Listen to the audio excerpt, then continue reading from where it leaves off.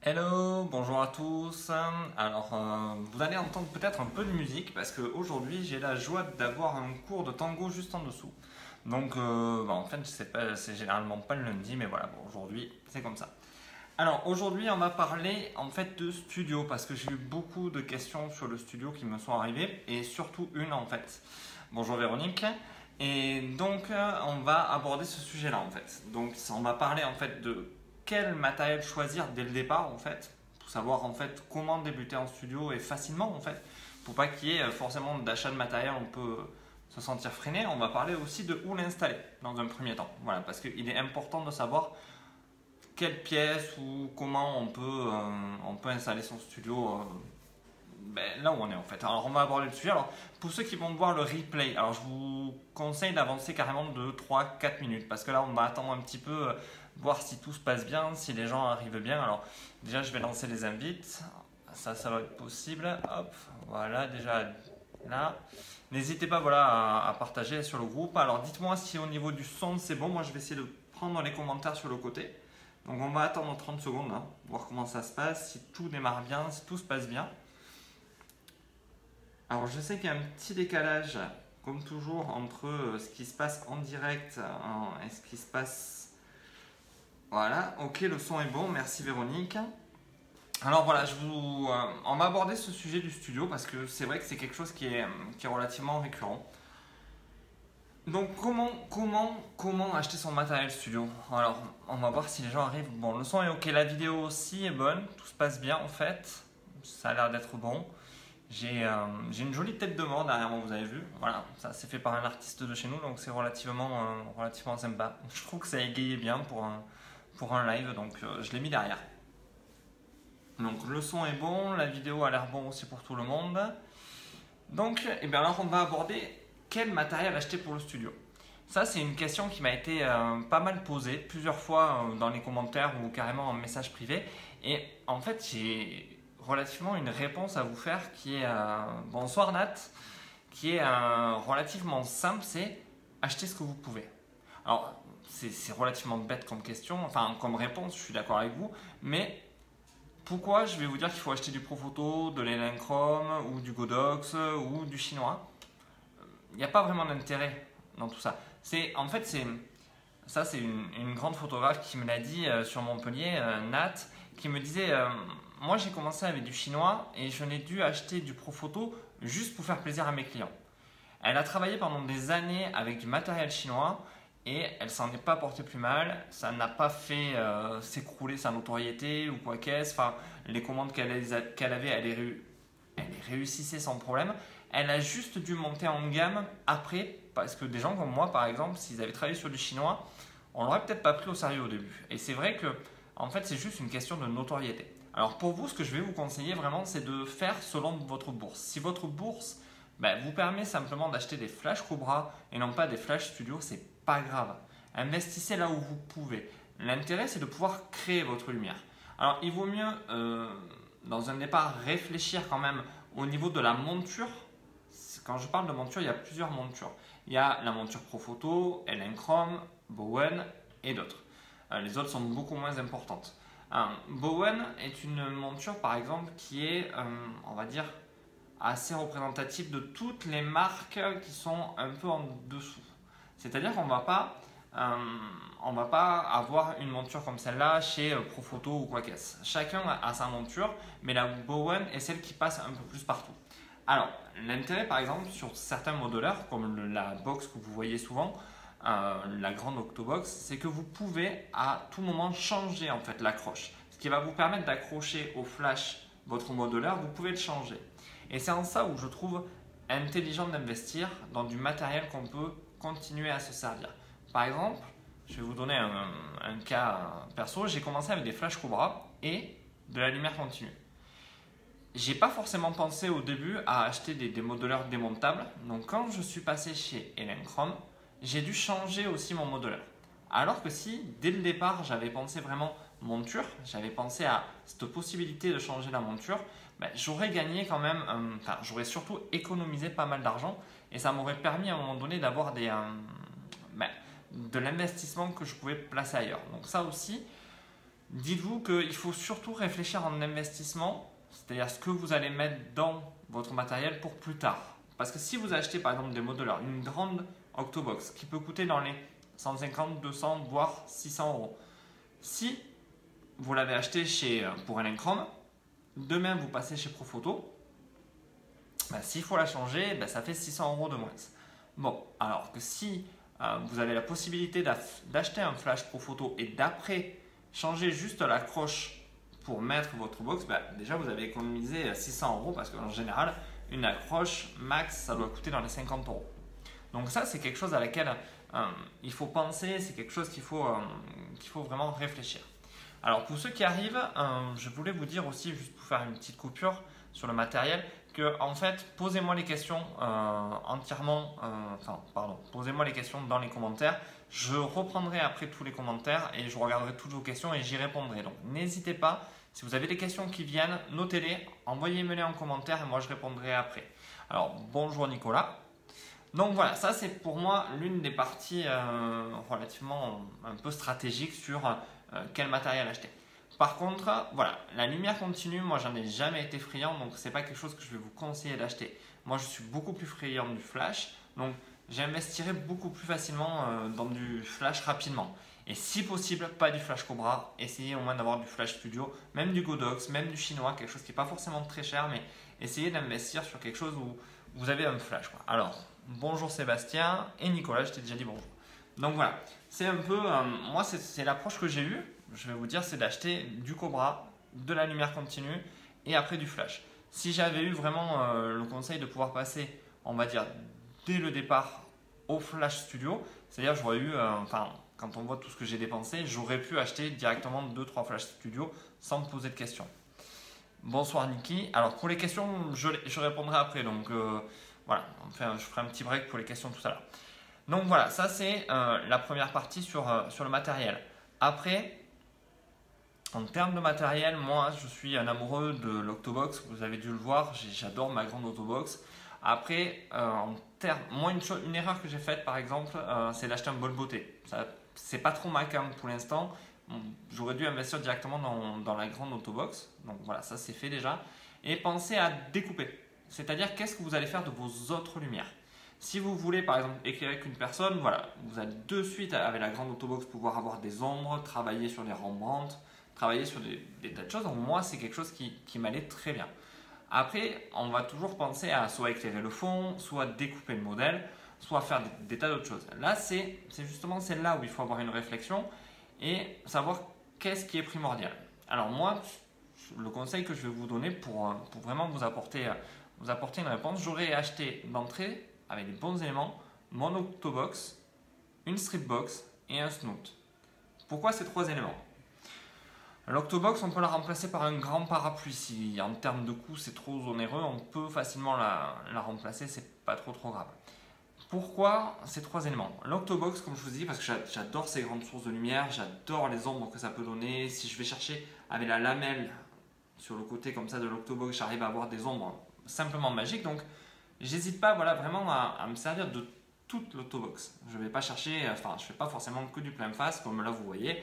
Je vais aller chercher les angles, faire bouger ma box vraiment avec parcimonie. Je la prends et j'essaye vraiment d'en faire un outil qui me permet vraiment de sculpter vraiment le modèle au fur et à mesure. Ce n'est pas quelque chose que je me sers brut. Moi, la Stripbox, après, pourquoi? Parce que j'aime beaucoup en fait les traits de lumière. C'est-à-dire que moi, j'aime beaucoup détacher le modèle en faisant des traits ou simplement pouvoir mettre une ombre sur le côté. Enfin voilà, la strip pour moi reste quelque chose d'assez essentiel. Voilà. Après, on fait selon les budgets, comme j'ai toujours dit, il n'y a pas de souci. Et le snoot. Pourquoi le snoot? Parce que le snoot, ça permet de faire des auréoles toutes jolies derrière. Ça permet un certain travail très en finesse parce que souvent, ils sont vendus avec des nids d'abeilles. Donc ça permet d'avoir quelque chose de relativement facile à travailler. Moi, c'est vraiment les trois outils que je pourrais conseiller dès le départ, les trois modeleurs que je pourrais conseiller dès le départ. Je répète, donc la grande Octobox, la Stripbox et le Snoot. Après, il y a des grandes box, il y a des petites box, on peut investir pour investir, ça, il n'y a pas de souci. Moi, ce que j'aime, c'est les grandes sources parce que ça fait des ombres très douces. Voilà. En termes de bol, il y a le Magnum qui est pas trop mal en fait pour faire, vous savez, comme le photographe Thierry Richardson, pour vraiment envoyer des pointes de lumière très précises, des ombres très dures. Ça peut être relativement intéressant aussi pour colorer une ombre, pour faire des tas de choses comme ça. Voilà, on peut travailler là-dessus, c'est intéressant. Mais voilà, je vous ai donné mes 3 éléments sur lesquels moi j'investirais d'entrée. Voilà. Je vais regarder un peu les questions, voir s'il y a des choses, qu'est-ce qui se dit. Et les panneaux LED, qu'en penses-tu? Bonsoir. Quel est le set mini qu'il faut? 2 box 120 plus un bol beauté plus et 2 parapluies. Ok, tac tac. Alors, comment je peux avoir les commentaires de tout le monde? Excusez-moi, là 30 secondes, je suis juste en train de bien tout remettre en place parce qu'il me manque certaines parties. Hop, voilà, parfait. Je ne voyais pas tous vos commentaires. Alors, je vais commencer simplement à répondre, voilà, pour faire une petite coupure à quelques questions au niveau matériel. Nat, tu utilises souvent l'Octobox et le bol beauté. Donc, s'il faut investir, c'est dans ces 2 articles. Non, comme j'ai dit, Nat, le bol beauté, je l'ai acheté, je m'en suis servi. Ça me sert dans les catalogues en fait. Il y a des données où vraiment, on va dire mécaniquement, le bol beauté est plus facile, mais j'en suis pas forcément des plus fans. Voilà. Donc je le dis aussi clairement, voilà, c'est pas forcément l'outil dont je me sers le plus. Alors, après, hop, je regarde de l'autre côté. Accordez-moi 30 secondes parce que c'est pas forcément évident de tout caler en même temps. J'essaye de suivre. Hop. Alors, tac. Hop. Ouais, là je suis désolé, je prends juste un peu de temps. C'est pas grave, excusez-moi. Là, parfait. Donc, après, et les panneaux LED, alors c'est une question de Sébastien. Les panneaux LED, j'en pense quoi? Alors, moi là, je m'éclaire par exemple avec un panneau LED. Je peux pas te le montrer, mais je m'éclaire avec un panneau LED. Moi, en photo, ça dépend pourquoi faire en fait. Je suis très amoureux du flash, donc je vais avoir du mal avec la lumière continue. Mais ça peut te servir par exemple pour rajouter. Moi, j'ai vu des photographes avec lesquels je travaille aussi, qui utilisent simplement le panneau LED dans des ambiances, on va dire, beaucoup plus lumière continue. Et lumière continue, pardon, plutôt lumière naturelle. Et ils ont besoin à un moment donné d'apporter un peu de lumière, d'apporter quelque chose, donc ils s'en servent là-dedans. J'en vois pas forcément l'intérêt. Je te promets, vraiment, si tu peux te consacrer, le flash, ça t'apporte quand même pas mal de choses à un moment donné et c'est relativement intéressant, quoi. Donc voilà, panneau LED, honnêtement, je m'en suis jamais réellement servi, je m'en sers que pour la vidéo et en photo, ça m'a jamais apporté beaucoup de choses. Donc, hop. Alors, bonjour Angelo. Niki, j'ai vu une démo au salon de mon ami de Peter Allian, portraitiste. Dès qu'il mettait le nid d'abeille sur le bol beauté, c'était magique. Oui, le nid d'abeille est magique. Je l'ai pas. Donc voilà, je vais pas te dire ce que ça fait ou ce que ça fait pas. Honnêtement, je l'ai pas, donc je m'en sers pas. Donc je peux pas te dire. Donc pourquoi pas acheter un nid d'abeille. Après, il y a bol beauté et bol beauté. Le bol beauté d'Elinchrom n'a jamais été un bol beauté que j'ai kiffé, pour être honnête. Après, il y a les Mola. Voilà, les Mola Seti, voilà, c'est vraiment du gros matériel. On commence à être dans du bol beauté à 900 €. Donc bon, c'est autre chose. Donc, une question, hop, j'ai répondu. Nat, tu es souvent en Autobox. Ok. Nicolas Lefort, je suis en réflexion sur le premier set de lumière dans lequel j'aimerais investir et je me demandais si le Profoto A1 avec son diffuseur pouvait être une alternative sérieuse au Flash Studio Elinchrom avec Softbox. Je sais que la puissance est moindre, mais il paraît qu'il est vraiment bien. À l'avantage, il est ultra portable et également moins cher. Mon usage serait studio et parfois petite photo en extérieur. Alors là, par contre, le A1, je ne l'ai pas testé. C'est une nouveauté, on va dire, Profoto. Il paraît que c'est une tuerie. J'ai vu des vidéos passer. C'est vrai que ça a l'air vraiment pas mal. À côté de ça, j'en suis pas forcément convaincu que ça puisse être un véritable élément en studio. Tu parles des RX en fait donc des ELB, les nouveaux, le 400, fais gaffe à ça, à l'ELB 400, parce que je suis pas sûr qu'ils le maintiennent, parce qu'ils ont fait un petit flop avec. Donc c'est pas forcément là-dessus que j'investirais. Mais par exemple, en matériel, si tu as un peu de budget, tu peux te permettre d'acheter des flash câbles en fait classiques que tu branches à l'électricité, et tu as des petits générateurs dans les on va dire 400-500 euros que tu peux prendre pour sortir. Après, si tu es en intérieur, je vois pas l'intérêt de te prendre la tête. Prendre du flash avec sur lequel tu peux brancher à électrique, et quand tu vas dehors, un petit générateur, j'ai fait une vidéo là-dessus, je ne sais pas où elle est, je vous la mettrai en lien, où voilà, on est sorti dehors avec un petit générateur et on s'est vraiment relativement éclaté, et ça a été facile. Aujourd'hui, on est dans une dynamique en fait du matériel transportable. Tu as Profoto par exemple, puisque tu parlais de Profoto, qui faisait les B1, je crois, les B1 et les B2, je crois même, qui étaient à batterie, et voilà, tu peux aller dehors avec. Mais bon, c'est pareil, c'est un budget. Et comme je vous ai dit depuis le début, mon idée première à moi n'a jamais été de vous dire il va vous falloir beaucoup d'argent pour faire du studio. Une rallonge suffit, il faut dire si tu es chez toi et que tu sors, une grande rallonge suffit, tu peux faire de la photo. C'est sûr, si tu vas en forêt, je te dis un petit générateur dans les 400 euros, je crois que c'est, il ira très bien tu l'as chez Elenchrom, je crois, ou je sais plus chez qui. Voilà, tu as des générateurs comme ça, donc te prends pas la tête forcément à aller chercher du matériel pour aller chercher du matériel. Alors, une question de comment régler le zoom du flash lorsqu'il est dans un modeleur parapluie softbox. Ok. Là, si tu parles de Flash Cobra, si j'ai bien compris Angelo, alors là, c'est toujours pareil. L'avantage du Flash Cobra, si tu fais par exemple une 35 mm, ça va arroser. C'est-à-dire que tu vas avoir une lumière qui va arroser avec une lumière relativement dure au milieu, mais ça arrose quand même. Si tu commences à fermer, voilà, ton flash fait ça et ça devient, je vais dire un snoot, mais c'est totalement faux.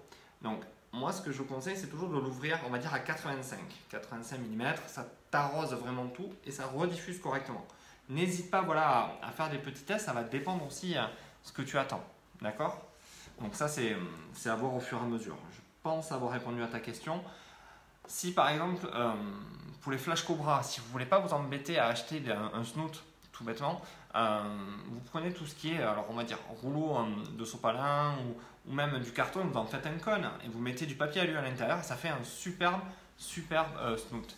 Je vais vous raconter une histoire. Un jour, j'ai dû photographier en fait des bijoux et il me fallait en fait pour ça, parce que c'était des colliers mis en situation, il me fallait 4 snoots. J'en ai qu'un, d'accord? J'avais le choix d'appeler Elenchrom et leur dire voilà, il me faut 4 snoots, je crois que c'est 150 € le snoot, je vous laisse deviner. Voilà. J'ai préféré en fait me servir de carton.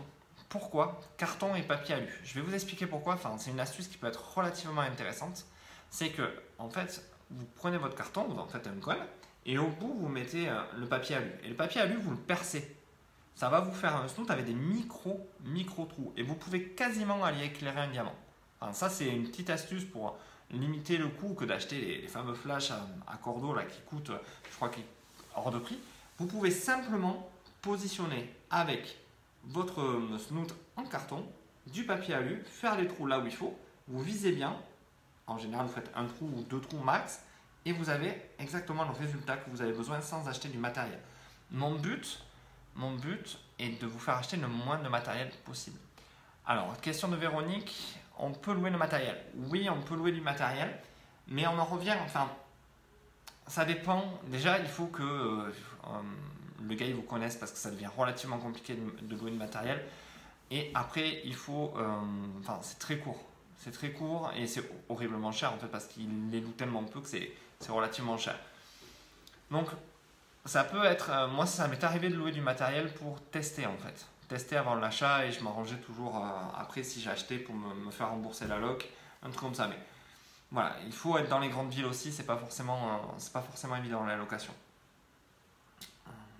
Donc voilà, je fais un peu le tour de tout. Hop. Tac tac, pour le matériel. Bonjour David déjà. J'ai vu la photo, ils l'ont mis avec le B2 et autres, c'est une tuerie, mais le prix. Voilà. Par exemple, pour parler matériel, on va finir après là-dessus. Au niveau du matériel, quand tu vas acheter un A1, d'accord, on a David qui nous donne le prix parce qu'il est au salon de la photo, 900 €. D'accord, avec 900 €, allez, soyons malins, même si on achète un Chrome, qu'on achète, on va dire, pas le RX, mais le Daylight LT, vous pouvez acheter pour 900 euros 4 flashs. Je ne parle pas de modeleurs, je parle de flash, 4 flashs. Et si vous voulez les modeleurs, vous pouvez acheter 3 flashs, 2 modeleurs. De tête à peu près, on sera dans les 1000 euros max. Honnêtement, est-ce que vous pensez qu'il vaut mieux investir seulement 1000 euros, 900 euros dans un seul flash, et il vaut mieux en avoir 3 et pouvoir créer des setups qui sont beaucoup plus intéressants? Là, c'est moi qui vous pose la question et j'aimerais bien avoir la réponse quand même de ce que vous pensez, s'il vaut mieux investir 900 euros dans un seul flash ou investir 1000 euros, allez, on va dire 100 euros de plus, mais dans 3 flashs et 2 modeleurs. Pour moi, la réponse est claire. Donc ça, je serais curieux d'avoir votre avis et que vous me le mettiez dans les commentaires, de savoir ce que vous en pensez. Donc, je refais un petit tour. Hop, apparemment, j'ai répondu à toutes les questions. C'est parfait. Je regarde sur la réflexion de la nana. Ok. Je fais un petit tour pour savoir. Bonsoir. J'ai répondu à cette question? Non, je crois pas. Quel est le 7 mini? Ok. Je crois que je n'ai pas répondu à la question de Niki. Si je l'ai fait, j'en suis désolé, je vais me répéter. Quel est le set mini qu'il faut? 2 softbox 120 mm, un bol beauté et 2 parapluies. J'aimerais bien que tu me dises ce que tu veux faire quand même, tu vois, parce que voilà. Le live sera-t-il rediffusé? Oui, le live sera rediffusé, je le laisse tourner. Alors, au niveau du setup, du set mini, il n'y a pas de set mini. Parce qu'en fait, je vais vous donner une autre petite astuce. Imaginez que vous n'avez qu'un flash. D'accord? Vous avez un flash, un modeleur. Vous avez besoin d'une lumière qui vienne de l'autre côté, mais qui soit identique, que la puissance soit identique. Qu'est-ce qu'on peut faire? Vous allez me dire, on va mettre un panneau blanc. Oui, mais le panneau blanc va absorber et vous allez perdre en fait en intensité. Donc ça peut être intéressant pour déboucher, mais vous n'aurez pas, par exemple, 2 lumières identiques. Pas possible. Il y a une seule chose qui vous permet ça, c'est un miroir. Pensez à un miroir, par exemple. Vous mettez votre flash là. Hop, je vais remettre ma main. Flash là. Vous avez besoin d'un autre là ou d'un autre derrière. Alors, on peut le faire comme ça aussi. C'est pas évident avec mes mains. c'est relativement pas facile. Donc, hop, le miroir va renvoyer l'intégralité de la lumière. C'est le seul élément qui renvoie l'intégralité de la lumière. Donc, c'est intéressant.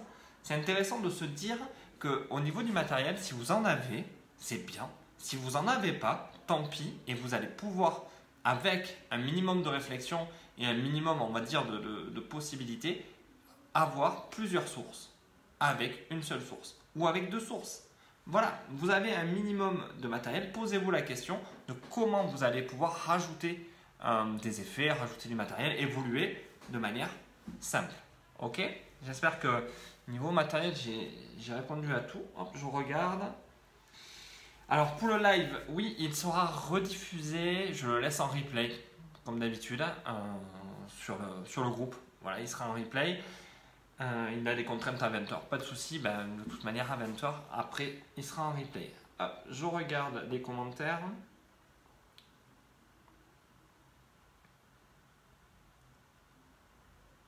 Copie là, Hugo. Oui, ça peut être une idée d'attendre. Mais en fait, tu sais, Profoto n'a rien inventé. Hein. Dans l'idée, au niveau du A1, Profoto n'a juste fait que tout rassembler voilà, en un seul truc. Parce que le A1, c'est un flash autonome que tu déportes. Hein. Voilà. Après, il existait déjà des caches. On a du Profoto, du haut de gamme. On a du. Ok, pas de souci. Mais ça, c'est pas une invention. C'est pas l'invention du siècle non plus le A1. C'est la qualité qui est du siècle. Voilà, c'est pas pareil. Donc après, ça c'est à voir. J'opte sur les 3 flashs et 2 modeleurs. Merci Nat. Hop, voilà. Donc je pense qu'on a fait un peu le tour sur le matériel. Alors dites-moi si pour vous ça va. N'hésitez pas à me laisser des petits commentaires. Et on verra bien après. S'il faut y revenir, on y reviendra. Et je pense que maintenant, on va gentiment attaquer la deuxième partie. La deuxième partie en fait qui est... hop, voyons où on en est. Ok, on va attaquer la deuxième partie en fait qui est où installer votre studio photo. J'ai eu aussi pas mal de questions là-dessus sur oui, j'ai pas de pièces pour installer mon studio. c'est vrai que c'est problématique. Je ne vais pas te dire de le faire dans ta cuisine, ou enfin si tu peux le faire dans ta cuisine, mais je veux dire, on ne va pas le faire forcément dans tes toilettes, c'est un peu petit, mais je veux dire, ta salle à manger peut très bien le faire. C'est l'un des espaces en fait où tu peux facilement mettre un fond noir. Il y a une vidéo sur YouTube, pour ceux qui me suivent sur ma chaîne YouTube, c'est dans les vidéos les plus vues où je montre en fait comment j'installe au tout début en fait, quand j'ai commencé à faire de la photo, j'ai commencé à faire des catalogues chez moi parce que j'avais pas les moyens d'avoir un studio. Donc voilà, j'ai travaillé au début chez moi et il y a une vidéo qui montre en fait comment j'ai installé mon studio, ce que je faisais et tout ce que j'ai été capable de faire, parce qu'il y a énormément de mes photos du début, on va dire jusqu'en 2015, qui ont été faites chez moi. Enfin voilà, je l'assume. Vous m'excusez, je bois un coup. Parce qu'en fait, de parler, ça épuise. En fait, ça épuise la gorge et il faut boire, sinon je pourrais pas tenir. Mais de rien, si les réponses vous plaisent, c'est cool. Nat, bonjour Nicolas, Nat, voilà. Donc, ça aussi, et je fume cigarette électronique, c'est légal, on a le droit. Hein. Voilà. Ce que je veux vous dire, c'est que au niveau de l'emplacement, si vous devez travailler dans votre salon, c'est pas grave, parce que vous pouvez toujours aller dans votre couloir. Vous pouvez toujours vous déplacer et créer votre espace de travail. Vous pouvez toujours être là à vous dire voilà, je me plaque contre le mur, je me fais tenir par un pote parce que je suis à moitié au-dessus du modèle parce qu'elle est allongée. Voilà. Et ça vous donne un espace aussi où vous pouvez travailler. Si vous avez un canapé, si vous avez des tas de choses, vous pouvez vous servir de cet environnement pour travailler. Donc, ne vous posez pas tout le temps la question de comment ou pourquoi. Le seul inconvénient qu'il y a dans les nouveaux appartements, moi j'avais la chance d'avoir un appartement ancien des années 60, même 50, où j'avais des plafonds très hauts, en fait très haut. En fait là ma main sort de la caméra.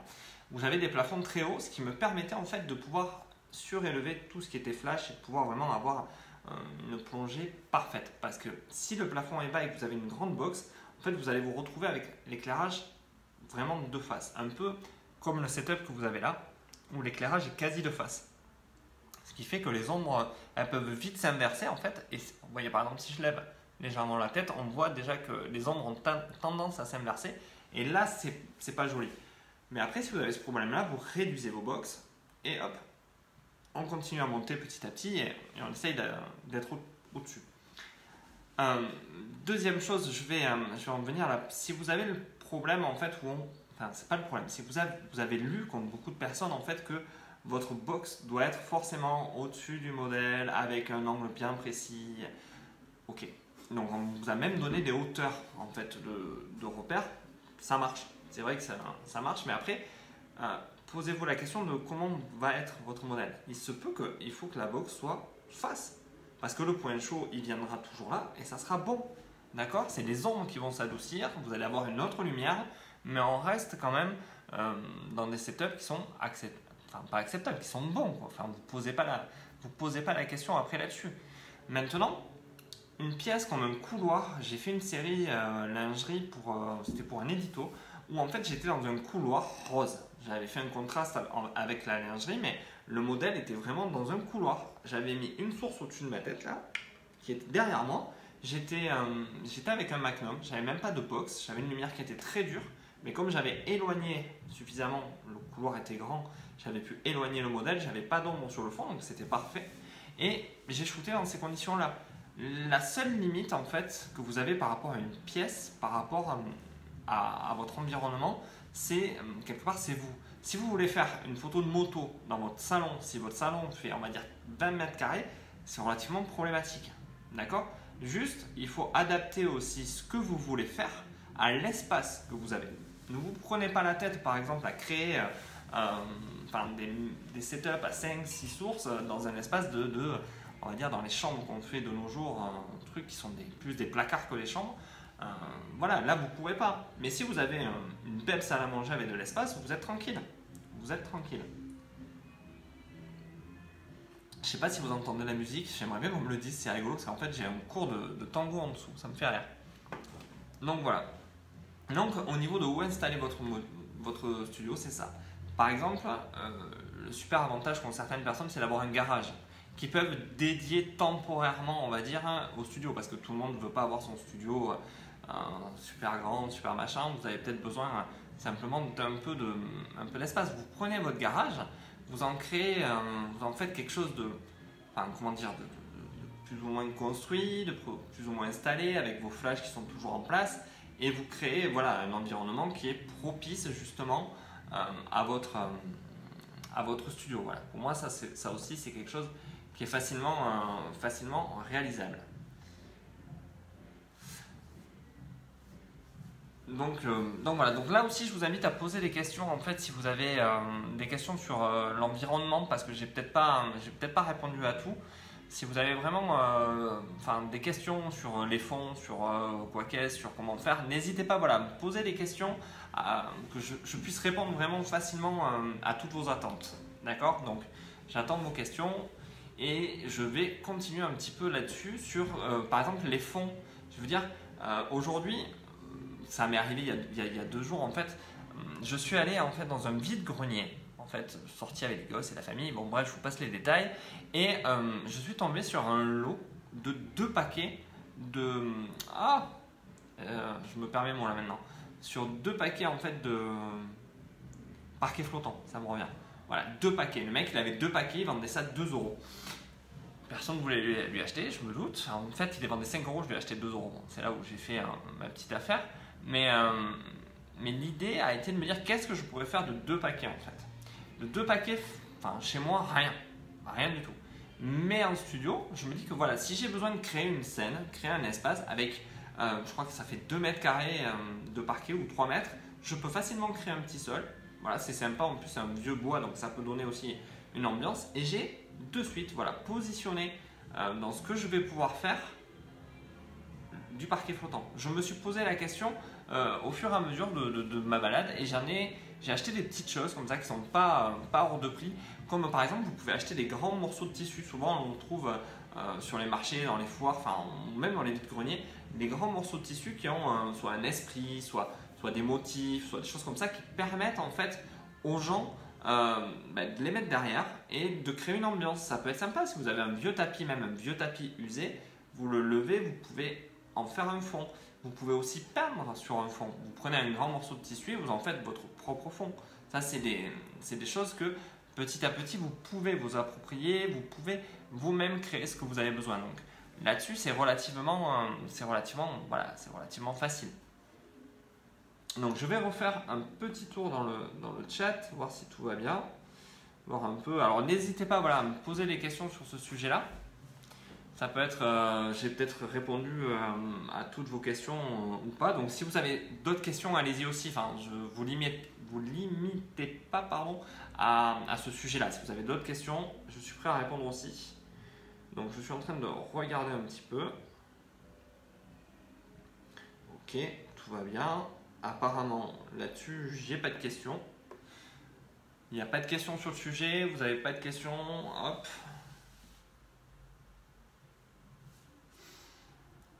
Alors, Nat qui me dit que penses-tu des modificateurs de lumière Mad Mode? Alors Nat, je vais être honnête avec toi, mais alors vraiment honnête avec toi, je n'en ai aucune idée, je n'ai jamais testé. Donc si toi tu as un retour à nous faire là-dessus, n'hésite pas parce que je ne sais même pas. Si tu as un lien même à la rigueur, mets-le dans les commentaires que j'aille voir parce que je ne connais pas du tout. Donc à la rigueur, si tu peux m'en dire un peu plus, ça peut m'aider, mais pour être honnête, je ne vais pas te raconter n'importe quoi. J'en connais pas un brin là-dessus. Donc voilà. Donc sur ce sujet-là, merci pour tes réponses. On a fait le tour, blablabla, tout va bien. Tout va bien. Hop. Ok. J'ai un retour. Pour une backlight plutôt flash nu, parapluie ou softbox. Backlight, j'évite le parapluie. Softbox, sans problème. Flash nu, il te faut quand même un bol parce que si tu n'as vraiment rien, ça va partir dans tous les sens, ça va un peu revenir en arrière. Il faut quelque chose qui te permette quand même de diriger ta source. Si tu n'as pas de quoi diriger ta lumière, à un moment donné, la lumière elle va se diffuser partout et ça va être un peu le bordel. Donc voilà, faut être honnête que là-dessus, vraiment voilà, d'avoir la possibilité de diriger ta lumière. Alors ça peut être même des lamelles, hein. Voilà, c'est pas forcément quelque chose que que tu achètes qui est hors de prix. J'en reviens même toujours dans cet esprit du matériel peut être vite secondaire. Ça peut être encore du carton avec de l'aluminium. Enfin, j'exagère quand je dis ça, mais ça peut être relativement ce que vous voulez, tant qu'il y a quelque chose autour du flash pour diriger la lumière. Voilà, ça peut être des panneaux. En fait, vous savez, on se sert souvent de coupe-flux, des grands panneaux de polystyrène. En fait, d'un côté on a peint en noir et de l'autre c'est blanc. On s'en sert vraiment pour couper le flux et ça peut être relativement facile. Alors, j'étais en train de lire ta question en même temps. Cobra zoomé, oui, par exemple, quand je crois qu'ils vont jusqu'à 135, vraiment, ton faisceau lumineux est fermé et tu peux l'orienter beaucoup plus facilement. Après, rien ne t'empêche de mettre ma fameuse histoire de snoot au milieu. Ça peut être relativement facile. Voilà. C'est des petites astuces et des petits. Enfin, je suis pas fan du salon du bricolage, mais ça peut être des petites astuces quand on n'a pas le matériel qu'on a besoin sur l'instant T. C'est pas ne pas acheter le matériel, c'est dire voilà, j'ai pas le matériel, je peux pas faire la photo. Ça c'est faux. Si vous commencez à vous dire j'ai pas le matériel qu'il faut pour faire de la photo, c'est là où vous avez tort. C'est là où il y a une erreur, c'est là où ça ne matche pas. Il faut vous dire ok, j'ai pas aujourd'hui, c'est un fait. Qu'est-ce que j'ai autour de moi pour faire? La réflexion se situe là. C'est vraiment quelque chose que moi j'essaye d'amener dans mes formations et dans tout. C'est comment on peut se débrouiller, comment on dirige un modèle, comment on fait tout ça pour pouvoir justement avoir un intérêt dans le travail et on ne se retrouve pas bloqué. Parce que si tu te retrouves bloqué, c'est là où pour moi il y a quelque chose qui ne va pas. On peut à un moment donné être bloqué. Si tu as besoin de 14 sources et que tu n'en as que 2, tu ne vas pas y arriver. Mais si tu as autour de toi la possibilité par exemple de prendre un morceau de mur blanc pour envoyer la lumière par exemple, ça peut être une bonne idée. Si tu as besoin de quelque chose pour empêcher que la lumière revienne justement, quelque chose de noir, enfin, un drap noir, un morceau de polystyrène noir, un carton que tu peins en noir, enfin, c'est relativement facile. Ne vous focalisez pas exclusivement sur le besoin que vous pouvez avoir en matériel. Parce que si vous vous focalisez là-dessus, vous ne ferez jamais de photos. Libérez-vous vraiment de cette problématique et vraiment allez dans votre créativité. Allez chercher ce que vous avez vraiment au fond pour pouvoir développer votre art en fait, votre œil. Plus vous allez vous poser de questions, plus vous allez regarder comment les choses sont faites avec vos yeux, plus vous allez pouvoir être capable de créer vraiment. Ça me fait penser que j'ai écrit un article ce matin sur justement voilà, la lumière dans le cinéma. C'est par exemple cette partie-là qui va vous apprendre vraiment à dompter la lumière, à la regarder pour la comprendre. Et c'est pour moi relativement essentiel. Voilà. Hop, je fais un peu le tour pour acheter le bon pied pour les softbox. Je suis parti sur des Wallimex sur Amazon. C'est un peu léger. Ok, alors Wallimex, moi j'en suis super satisfait pour les modeleurs. Moi, tous mes modeleurs viennent de chez Wallimex. Ils ont vraiment cette capacité qui est proche en fait des grandes marques. J'ai été surpris.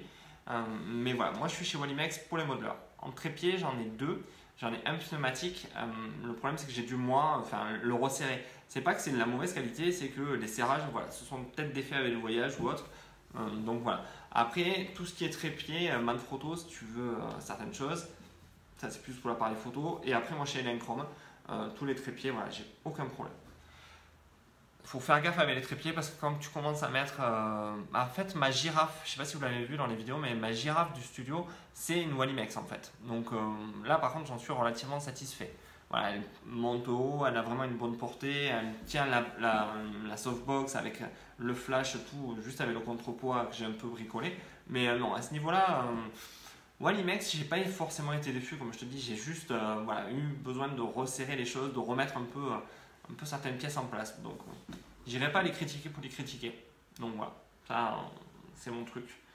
Après, au niveau du matériel, pensez à regarder le poids. Chez Wallimex, c'est donné, il y a des poids limites. En fait, il y a des trépieds, même s'ils montent super haut, ils peuvent pas supporter plus de 4 kg. Donc, une softbox, c'est 4 kg. Des fois, ça peut être limite. Donc, pensez-y à ça. C'est de vraiment regarder le poids que peut supporter le pied. Ça aussi, une petite astuce. Ok. Alors, est-ce qu'on a fait le tour? Apparemment, Nat nous cherche le lien. On va pouvoir savoir ce que c'est son fameux mag mode, que je ne sais pas du tout ce que c'est. Ça va être intéressant. Je confirme les cartons. Ok, donc là on a Niki qui nous dit je confirme les cartons pour les snoots avec le Cobra. C'est galère, mais c'est magique. C'est juste un peu plus long à mettre en place, mais le résultat est là. Voilà, là vous avez une confirmation en direct que ce que je vous dis a un intérêt au niveau quand tu es dans la merde, quoi. Quand tu n'as pas ce qu'il faut pour réaliser ton truc, tu as besoin d'avoir ton imagination qui se met en action, qui est là pour résoudre le problème, matcher. Et après, ben, voilà, tu te dis que la prochaine fois, t'achèteras, dès que tu peux, tu achèteras le reste et tout va bien. Enfin voilà, il ne faut pas se bloquer. C'est ça que je veux vraiment vous transmettre. Il ne faut pas se bloquer quand vous avez besoin de faire des choses. Créez, avancez, produisez et voyez après comment vous aurez pu faire les choses et améliorer les choses. Je sais que là, je vais attaquer un petit sujet relativement controversé sur le groupe. Ok, est-ce que vous avez tous un flashmètre? Voilà, je voudrais là, on va prendre 30 secondes, je sais qu'il y a un petit décalage. Est-ce que vous avez un flashmètre? Je veux que dans les commentaires, ceux qui ont un flashmètre me disent oui et ceux qui n'en ont pas me disent non. Voilà, je veux vraiment qu'on soit clair, vous et moi, et on va attaquer le petit sujet épineux, savoir voilà, qui a un flashmètre ou pas et qui s'en sert ou pas. Donc je vous laisse, voilà, je sais qu'il y a un petit décalage, je vais boire un coup d'eau en attendant. J'espère que ça va, Véronique. Moi, ça va toujours. Ah, on a une personne avec un flashmètre. Nat, ça tombe bien. Ok, non, aucun flashmètre, mais j'ai un pifomètre. Je valide le pifomètre. Hop, je fume un peu de clope, j'attends d'avoir un... Alors, on a un flashmètre. Ok. Alors, Nat, je sais que là, tu vas m'entendre. Est-ce que tu t'es servi, est-ce que tu te sers quotidiennement et à chaque fois de ton flashmètre? Ouais, là, j'attends la réponse. On va se la jouer un peu comme ça sur la réponse. Donc, Véronique, nickel, parfait. Alors, moi, je valide le pifmètre de Niki. Je vais vous expliquer pourquoi après. Alors, je vais juste voilà, le temps que Nat nous réponde. Alors, je veux savoir si Nat, tu te sers de ton flashmètre tout le temps. Si tu m'entends, mets-nous dans les commentaires. Donc, je vais répondre à est-ce que moi j'ai un flashmètre? Oui, je vous rassure, pour tous ceux qui verront le replay après et qui vont me crier dessus. Oui, j'ai un flashmètre. Oui, quand je fais mes catalogues et quand je fais mes photos, je me sers de mon flashmètre.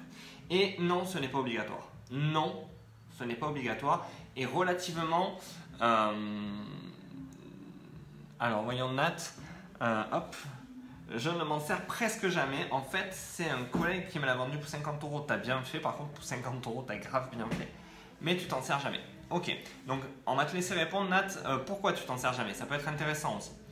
Donc, ce que je veux vous dire, c'est que ce flashmètre, tous les photographes vont vous le vendre, vont vous dire non mais tu peux pas avec ton histogramme, tu comprends, avoir la valeur exacte de la lumière qui se dépose sur la nuque et sur le visage. Ok, pas de souci, je vais dire vous avez raison. Tu peux pas, tu l'as pas, donc tu peux pas. On va pas l'inventer.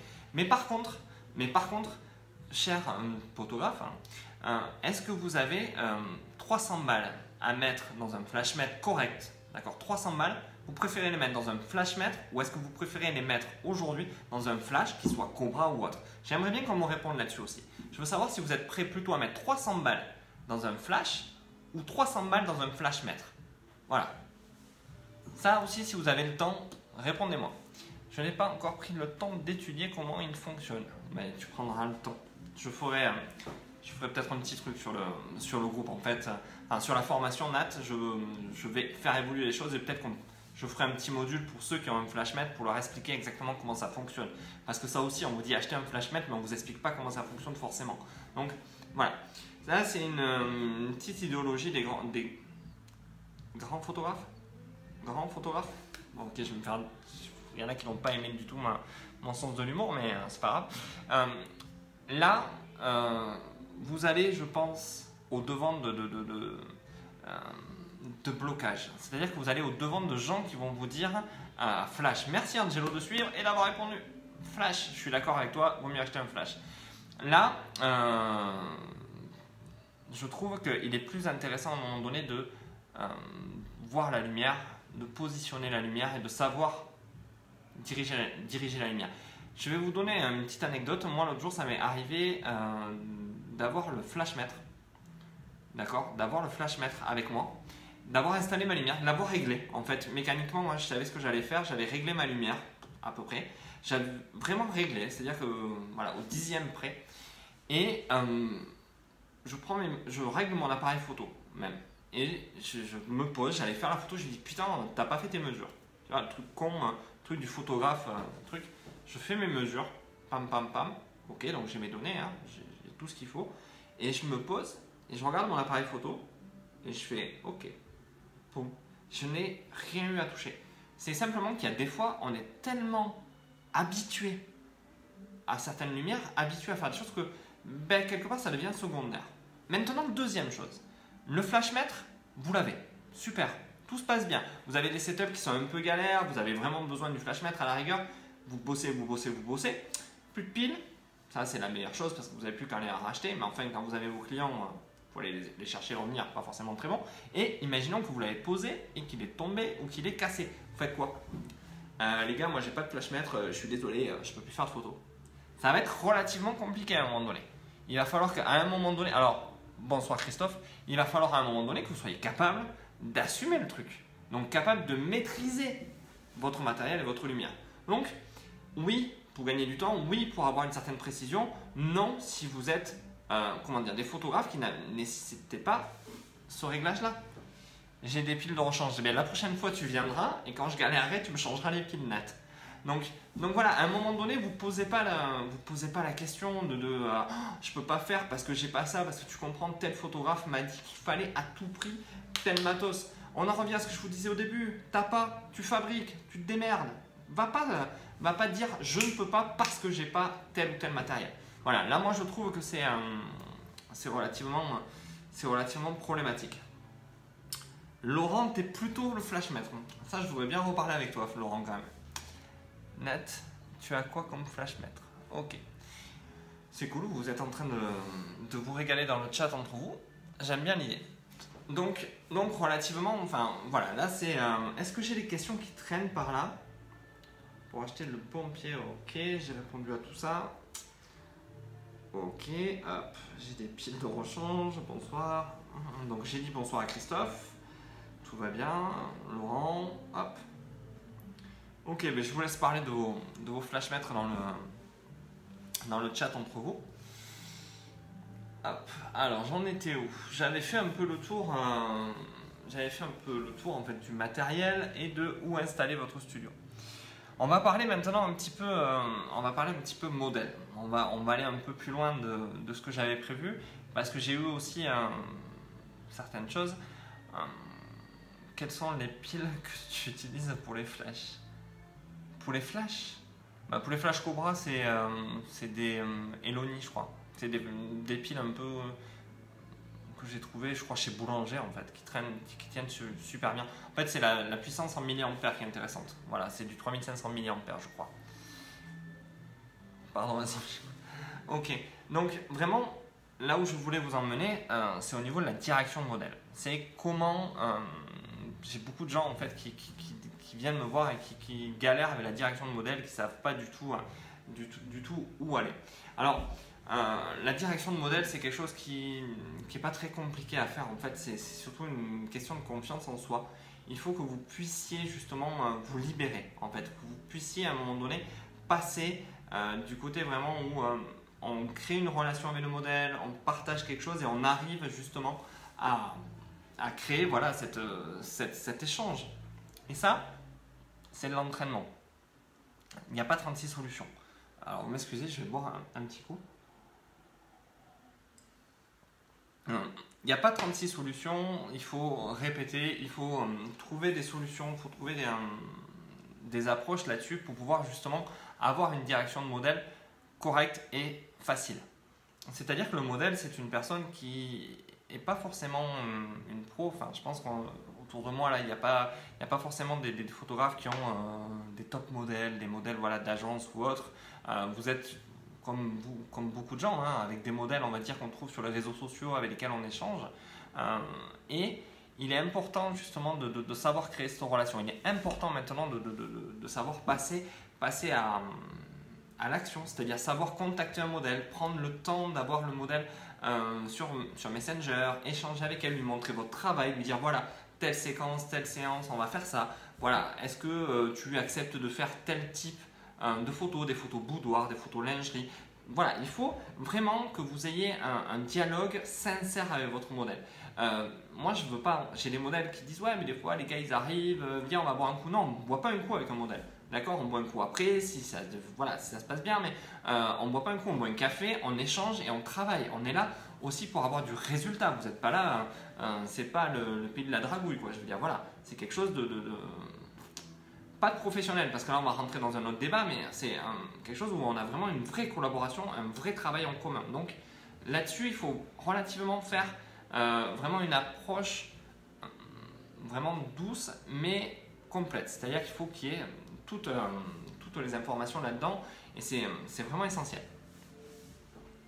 Le problème, j'ai encore un truc, le problème, encore vendredi dernier, j'ai plein d'idées, mais une fois le modèle dans mon studio, ça ne rend pas forcément ce que j'attends. Pourtant, je vois toujours le modèle avant. Ok, alors, Nat, par exemple, on va prendre ton cas. Tu fais partie de la formation, en fait, votre studio photo, en fait, et tu as vu, en fait, comment je crée la relation. T'as beau, à un moment donné, avoir le modèle en face de toi, échanger, mais c'est vraiment la relation que tu dois créer. C'est vraiment le résultat vient après. Je vais te dire, la première séance, ça ne te sert à rien. Comme tu l'as vu, il y a des séances en fait qui sont pas bonnes, pas forcément terribles. On prend le temps vraiment d'accéder au modèle, de savoir où on peut l'amener et de la diriger. Et c'est ça justement qui est relativement intéressant, c'est de prendre ce laps de temps pour pouvoir aider ton modèle à être au top. Parce que si elle est au top, tes photos seront au top. D'accord? Je ne sais pas si c'est clair pour toi. Mais si tu veux, on en parlera dans le groupe qui est réservé en fait à la formation. Ça sera beaucoup plus facile. Pose-moi la question à l'intérieur et on y reviendra ensemble si tu veux. Donc tout ça pour vous dire voilà que aussi à un moment donné, prenez ce temps-là avec votre modèle et pour échanger. Et là-dessus justement, voilà, j'ai créé une formation qui peut vous aider à ça, qui peut vous aider à deux choses. La première chose, elle peut vous aider à savoir comment créer votre univers, comment créer en fait vos lumières et positionner en fait tout ce qui est intéressant pour vous, c'est-à-dire comment je positionne mes flashs, comment je me positionne par rapport à mon modèle, comment je dirige mon modèle, comment je positionne en fait tout mon environnement pour faire de la photo. Et dans cette formation, vous avez aussi toute une partie en fait où vous allez me voir en direct parce que c'est l'avantage, vous êtes avec moi dans mon studio et vous allez échanger vraiment là-dessus. C'est-à-dire que vous allez voir comment moi je prends corps avec le modèle, comment j'arrive à la diriger, comment je lui dis à un moment donné, voilà, tu peux à ce moment-là faire telle ou telle position, comment j'arrive à avoir des photos totalement naturelles à des moments inattendus. Parce que dans la formation, je prends le temps aussi de vous montrer comment je peux avoir la meilleure photo en fait de la série, simplement au moment où moi-même je ne m'y attendais pas. Simplement parce que je suis dans le studio avec la modèle et je lui fais une blague. Et là, poum, elle lève la tête, elle éclate de rire et elle a une photo ultra naturelle avec une lumière parfaite. L'intérêt dans la formation, c'est justement ça, c'est d'arriver à vous mettre dans les mains tout ce qui est outils pour vraiment démarrer le studio, être dans le studio et à la finalité, à la fin de la formation, vous êtes vraiment à 100% dans le studio. Donc voilà, moi je trouve que c'est à un moment donné le cap à passer de vraiment prendre sur soi, prendre sur l'échange avec vos modèles pour arriver à avoir vraiment les meilleurs résultats. Dans la formation aussi, j'ai créé un groupe privé en fait comme celui-ci où je fais des lives en fait où vous êtes en direct de mon studio. C'est l'avantage qu'il y a aussi, c'est que vous pouvez voir par exemple une fois par mois, je crois, Nat, tu confirmeras, je fais des lives en direct du studio et vous me voyez directement interagir avec mes élèves. Donc c'est relativement intéressant, on interagit ensemble, tout se passe vraiment en live et sur des setups qu'il n'y a pas forcément dans la formation. Ça enrichit votre savoir, ça enrichit votre capacité à apprendre les choses et surtout, voilà, ce n'est pas une simple formation où vous êtes là et après vous n'avez plus rien, quoi. Je suis continuellement avec vous derrière dans des lives, dans des webinaires, on échange vraiment sur beaucoup de choses. Donc, je vais pour ceux qui souhaitent, hop, vous laisser voilà, un petit lien que je vais vous mettre hop, là directement dans les commentaires. Hop, là, voilà, vous voyez, c'est hop, c'est Sissou Séverine en fait qui l'a mis. Je me sers du deuxième compte pour pouvoir le faire. Donc voilà, donc continuez à me poser des questions, je vais prendre un peu de temps après pour vous y répondre. Donc vous avez là une offre à l'intérieur voilà, qui est relativement intéressante. Je vous ai fait vraiment une méga offre voilà, pour ce live justement. C'était l'intérêt à un moment donné que vous puissiez accéder à cette formation et avec tous les bonus, il y a plus de 500 € de bonus à l'intérieur. Cette formation va aussi évoluer. Vous allez pouvoir nous aider avec Nat et avec d'autres justement à créer des modules, en fait de retouches. On va faire évoluer cette formation ensemble. Voilà, donc profitez-en, c'est une offre qui ne va pas rester du moins à ce prix-là très longtemps. Donc je vous invite voilà, maintenant à aller cliquer sur le lien, n'hésitez pas et à voir la page de présentation, vous avez tout écrit dessus. Donc prenez vraiment 3 minutes et vous allez voir que ça va vous permettre à un moment donné de passer au-dessus de vos difficultés, que vous allez pouvoir rencontrer des blocages et à l'intérieur vous avez tout ce qui vous permet de vous débloquer. Et si vous êtes encore bloqué après les 3 heures de formation qu'il y a dedans, les 3 heures de formation, les 3 heures de bonus de retouche, parce que dans la retouche on voit le split, on voit toutes les techniques jusqu'à la retouche beauté en plus. Comme d'ailleurs vous avez un shoot de mode beauté dedans, donc elle est vraiment complète. On part du simple portrait jusqu'à la retouche mode beauté. Voilà, on voit le pack on va dire un peu complet de tout. Si une fois que vous êtes dans la formation, vous rencontrez encore des problèmes comme c'est arrivé, vous venez directement dans le groupe privé, vous me posez toutes vos questions en échange et si le besoin est, je fais un live avec vous en direct où vous allez pouvoir me poser toutes les questions au fur et à mesure et je réponds. Voilà, donc je structure vraiment mes formations pour vous apporter un maximum de valeur ajoutée pour qu'à la fin, vous soyez vraiment des photographes portraitistes en studio sans vous poser de questions, que vous n'ayez plus aucune crainte et que tout se passe bien pour vous, quoi. Donc je vous incite vraiment voilà, à cliquer. Je veux dire, ça va rester, je pense, max 48-72 heures. Donc allez-y, n'hésitez pas à cliquer et à vous inscrire et à nous rejoindre de l'autre côté. Pour tous ceux qui vont le faire, d'ailleurs, je vais passer peut-être de l'autre côté, voir un peu comment ça se passe. Et puis voilà. Donc, posez-moi toutes les questions encore. Si vous avez d'autres questions, hop, voyons. Là, j'essaye de voir comment ça se passe de l'autre côté.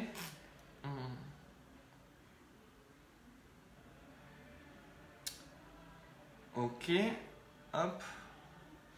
Donc oui, juste pour l'autre groupe s'appelle le studio photo, mais vous ne pouvez y accéder que si vous êtes membre de la formation. Donc voilà, n'hésitez pas du tout à aller cliquer de l'autre côté. Donc j'attends vos questions. Si vous avez maintenant des questions, il nous reste encore un petit moment à passer ensemble. Donc voilà, posez-moi vos questions sur la formation si vous en avez, sur tout ce qui est voilà, approche, qu'est-ce qu'il y a dans la formation. Allez-y, je suis là vraiment pour vous. Si vous avez des questions sur le matériel, le studio, allez-y, posez-moi toutes les questions. On va être ensemble, allez, on va dire encore pour un petit quart d'heure. Donc n'hésitez pas vraiment, c'est votre dernier petit quart d'heure. Allez-y, lâchez-vous. Hop, j'essaye de voir comment ça se passe sur les autres côtés. Ah, on a Mathieu qui nous a rejoint dans la formation. Bonjour Mathieu, je ne sais pas si tu es là encore, je ne te vois pas. Donc merci de nous avoir rejoints, très sympa. Donc je t'intègre dans le groupe juste après le live si tu permets. Hop, voilà, j'essaye de voir un peu comment tout cela se passe. Tac, tac, hop. Là, tac. Hop, là.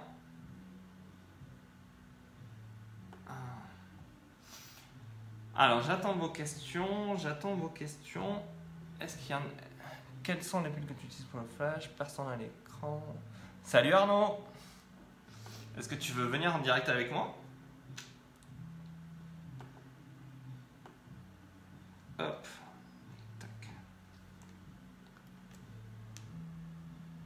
Alors, je suis à votre écoute, n'hésitez pas. Je suis en train juste de vous mettre les choses convenablement. hop, pour que tout le monde puisse y accéder facilement, qu'il n'y ait pas de commentaires épinglés détachés. Hop, hop, là, tac. Et voilà, hop.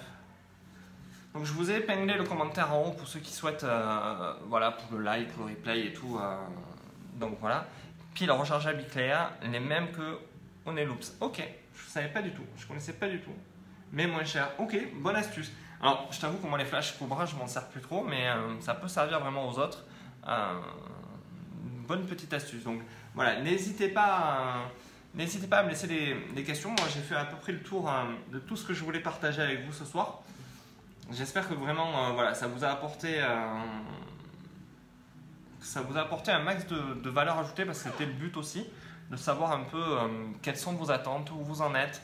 Je voulais vraiment vous expliquer aussi la valeur ajoutée de cette formation et surtout qu'en fait elle permet d'évoluer. Après elle est continue, elle ne s'arrête pas au bout de 3 heures parce qu'on a ce groupe, on a ces échanges en direct, donc voilà. Donc n'hésitez pas à me poser vos questions, il nous reste encore quelques minutes. Et après, je vais gentiment moi aussi rentrer chez moi, parce qu'à un moment donné, moi aussi je fatigue, mais c'était vraiment agréable de passer très agréable de passer un bon moment avec vous. Donc voilà. Bon, et ben voilà, je pense qu'on a fait le tour pour ce soir. Et ben écoutez, merci beaucoup. Ça m'a fait énormément plaisir de passer ce moment avec vous. Je referai un live justement où on parlera d'autres sujets. Alors n'hésitez pas, voilà, à me laisser des questions en commentaire que je reprendrai pour d'autres lives, même si c'est sur la lumière naturelle, parce que il y a aussi une autre partie que j'aime bien travailler, c'est la lumière naturelle. Donc n'hésitez pas justement à revenir vers moi, à me poser toutes vos questions et on pourra échanger comme ça au fur et à mesure. Donc sur ce, déjà je vais vous souhaiter une bonne soirée. Je vais vous remercier d'avoir passé, combien de temps on a passé ensemble quand même? Une petite heure, c'est pas mal, hein, c'est pas mal, une petite heure ensemble à échanger. Donc sur ce, je vous remercie et je vous dis donc à très bientôt. N'hésitez pas à me laisser des commentaires. Et puis à bientôt. Merci beaucoup. Au revoir. Bye Laurent. Bye Angelo. Bye Arnaud. Bye à tous. Merci.